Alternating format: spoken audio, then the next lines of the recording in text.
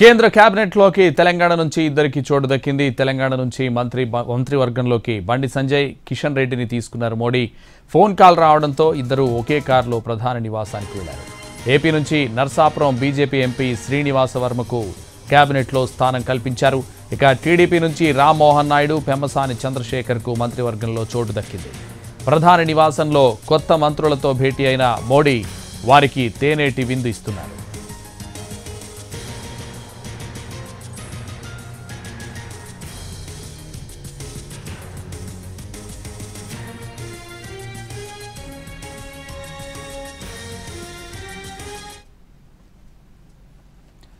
కేంద్ర మంత్రివర్గంలో కీలక శాఖలు తమ దగ్గరే పెట్టుకోనుంది బీజేపీ.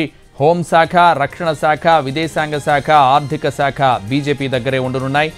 అమిత్ షా, రాజ్నాథ్, గడ్కరీ, పీయూష్ గోయల్, జ్యోతిరాదిత్య సింధియా, అశ్విని వైష్ణవ్, మన్సుఖ్ మాండవీయను, గజేంద్ర సింగ్ షెకావత్ను మరోసారి కేంద్ర కేబినెట్లోకి తీసుకోనున్నారు. अभी वैसे कोई डिमांड नहीं। हमारे रिलेशन इतना अच्छा मजबूत है अभी कि आपस में कोई प्रॉब्लम नहीं है, कोई टेंशन नहीं है।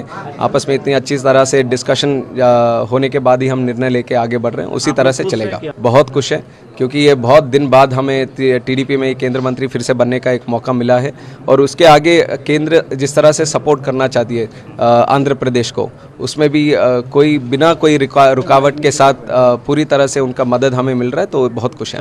यस, ज़रूर है कि आज ही नहीं, पहले भी आप देखिए केंद्र सरकार में कभी पहले भी गठबंधन जब हुए थे उसमें भी उनका बहुत बड़ा रोल था, आज भी होने वाला है। और वो केंद्र हमारे नरेंद्र मोदी के नेतृत्व में हम आगे बढ़ेंगे। उस पे कोई चेंज नहीं होगा।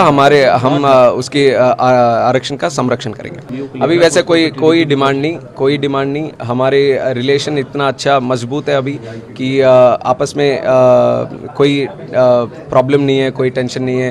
आपस में इतनी अच्छी तरह से डिस्कशन होने के बाद ही हम निर्णय लेके आगे बढ़ रहे हैं, उसी तरह से चलेगा। बहुत खुश है क्योंकि ये बहुत दिन बाद हमें टीडीपी में केंद्र मंत्री फिर से बनने का एक मौका मिला है और उसके आगे केंद्र जिस तरह से सपोर्ट करना चाहती है आंध्र प्रदेश को, उसमें भी बिना कोई रुकावट के साथ पूरी तरह से उनका मदद हमें मिल रहा है, तो बहुत खुश है। यस, ज़रूर है कि आज ही नहीं।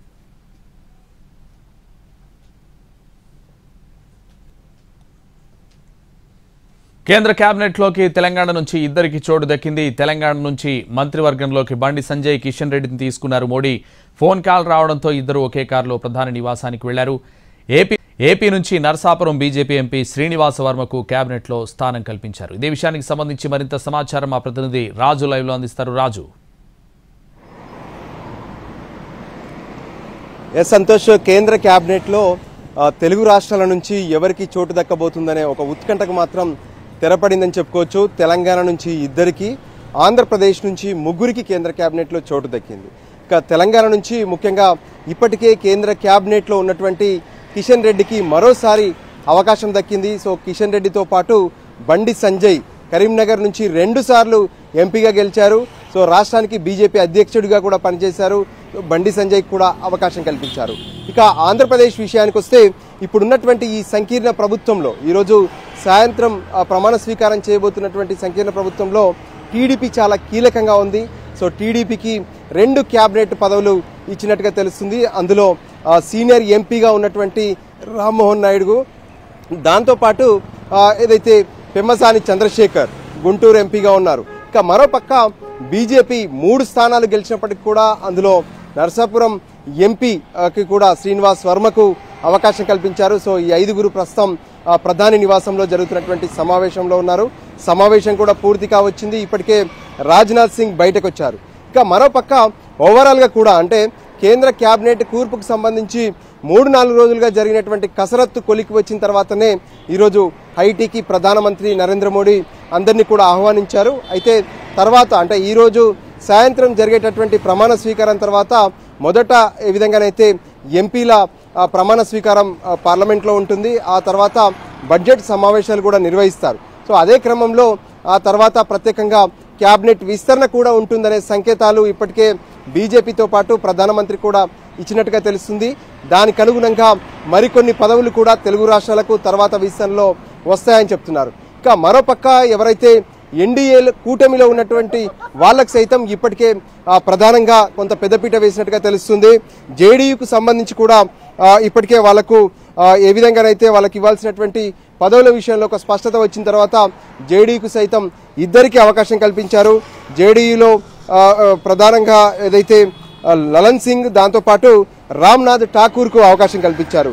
ఇంకా జేడీఎస్ కర్ణాటకలో సైతం జేడీఎస్తో బీజేపీ అలయన్స్గా ఉంది. సో అక్కడ గెలిచినటువంటి కుమారస్వామికి ఈసారి కేంద్ర క్యాబినెట్లో అవకాశం కల్పించారు. మరోపక్క హిందుస్థాన్ అవామ్ మోర్చాకు కూడా జితిన్ రామ్ మాంజీకి అవకాశం కల్పించినట్టుగా తెలుస్తుంది. అయితే ఎవరైతే గతంలో బీజేపీ నుంచి కేంద్ర మంత్రులుగా ఉన్నారో కొంతమంది ఓడిపోయారు, మరికొంతమంది గెలిచారు. సో ఓడిపోయినటువంటి వాళ్లకు ఈసారి అవకాశం కల్పించట్లేదు, కానీ గెలిచినటువంటి వాళ్ళకు మాత్రం మళ్ళీ అవకాశం కల్పిస్తున్నట్టుగా తెలుస్తుంది. ముఖ్యంగా ప్రధానమంత్రి నివాసంలో జరుగుతున్నటువంటి ఈ సమావేశానికి రాజ్నాథ్ సింగ్ హాజరయ్యారు. తను గత ప్రభుత్వంలో రక్షణ శాఖ మంత్రిగా ఉన్నారు. రాజ్నాథ్ సింగ్తో పాటు నితిన్ గడ్కరీ రహదారులకు సంబంధించినటువంటి మంత్రిగా ఉన్నారు. కీలక మంత్రిత్వ శాఖ దేశవ్యాప్తంగా కూడా రోడ్స్ అండ్ ట్రాన్స్పోర్ట్కు సంబంధించి చాలా కీలక ప్రాజెక్టులు ప్రారంభించారు. వాటన్నిటిని కొనసాగించేందుకు గడ్కరీని మళ్ళీ కొనసాగిస్తున్నట్టుగా తెలుస్తుంది. మరోపక్క పీయూష్ గోయల్ తను కూడా ఏదైతే కీలక మంత్రిగా పనిచేశారు, ఈ విధంగా ఈసారి పీయూష్ గోయల్కి కూడా మళ్ళీ అవకాశం కల్పించారు. ఇంకా జ్యోతిరాదిత్య సింధా తను పౌర విమాన శాఖకు మంత్రిగా పనిచేశారు, తనకి మళ్ళీ అవకాశం కల్పించారు.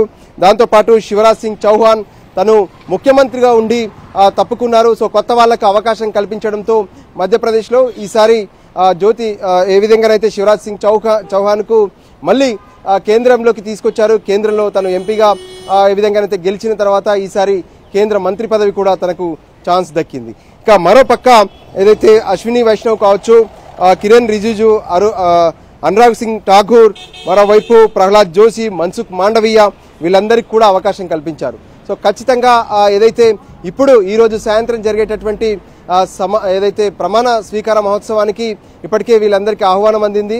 ప్రత్యేకంగా జరిగినటువంటి సమావేశంలో సైతం కొన్ని కీలక అంశాలను ప్రస్తావించినట్టుగా తెలుస్తుంది ప్రధానమంత్రి మోడీ. సో ఏ విధంగానైతే ఈ ఎన్డీఏ ప్రభుత్వానికి సంబంధించినటువంటి ఏర్పాటులో అన్ని పార్టీల నుంచి అవకాశం కల్పిస్తున్నాం. సో అందరూ ఖచ్చితంగా మూడోసారి అంటే 3.0గా చెప్తున్నటువంటి ఈ ప్రభుత్వంలో ఖచ్చితంగా తమ తమ శాఖలను మరింత ఉన్నతికి తీసుకెళ్లాల్సి ఉంటుంది. గతంలో ఏ విధంగానైతే ప్రజలకు ఇచ్చినటువంటి హామీలు ఉన్నాయో సో వాటన్నిటిని కూడా అమలు చేసే విధంగా తీసుకెళ్లాలి. దాంతోపాటు ఎక్కడ ఎటువంటి ఇబ్బందులు తలెత్తకుండా ఎటువంటి సమస్యలు ఉన్నా సరే పిఎంఓ కార్యాలయానికి ఎప్పటికప్పుడు చేరవేయాల్సి ఉంటుంది. ఈ విధంగా కోఆర్డినేషన్ అనేది చాలా కీలకమైన విషయాలను కూడా కొత్తగా ఎవరైతే మంత్రివర్గంలోకి వస్తున్నారో వాళ్ళందరికీ కూడా చెప్పినట్టుగా తెలుస్తుంది. సో ఇప్పటికే సమావేశం పూర్తయింది. ఇక్కడ ఉన్నటువంటి ట్రాఫిక్ను కూడా ఆపేశారు, ఎందుకంటే లోపల ఉన్నటువంటి కేంద్ర మంత్రులు, సీనియర్ మంత్రులందరూ కూడా బయటకు వస్తున్నారు, మాజీలు. మళ్ళీ ఈరోజు సాయంత్రం ఏ విధంగానైతే ప్రమాణ స్వీకారం చేయబోతున్నారు. సో మొత్తానికి ఈ క్యాబినెట్లో ఎవరికి చోటు దక్కుతుందనే అంశంపైన మాత్రం క్లారిటీ వచ్చేసింది.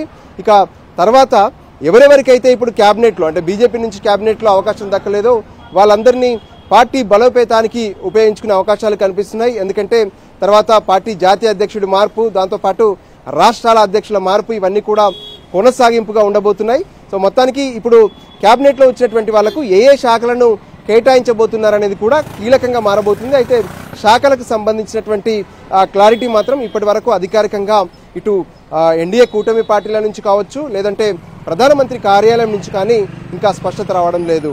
Santosh. Right, thank you Raju.